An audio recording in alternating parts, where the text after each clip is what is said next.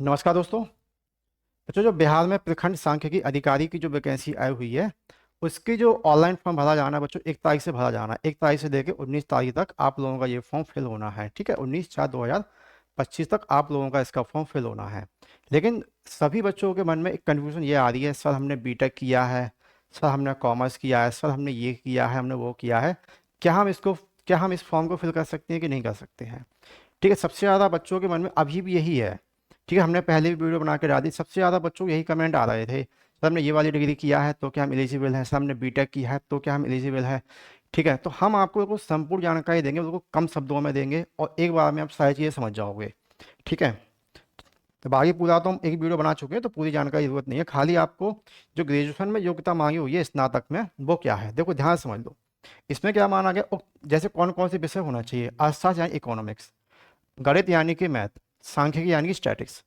ठीक है, हिंदी इंग्लिश समझ में आ गया, स्टैटिक्स बोलते हैं, मैथ बोलते हैं, इसको इकोनॉमिक्स बोलते हैं, अर्थशास्त्र। अब आपने कुछ भी किया हो, चाहे आप आर्ट्स से पढ़े हो, कुछ भी पढ़े हो, आपको कुछ मैटर नहीं है। ठीक है, जैसे कि आपने बीए कर रखी हो तो 3 साल की होगी, और बीटेक कर रखी हो 4 साल, बाकी मोस्टली 3 साल की होती है डिग्री अपनी। तो आप लोगों को करना कुछ नहीं, आप लोगों के पास first year, second year, third year result रखा होगा। ठीक है, अगर आपने बीए किया तो पहली साल का होगा, फिर 3 साल का तो फाइनल मिलता ही है। तो उसमें आपको ये देखना है किसी भी ईयर में आप लोगों के इन सब्जेक्ट में से कोई भी एक सब्जेक्ट रहा था, चाहे भले ही आपका 2 साल रहा हो।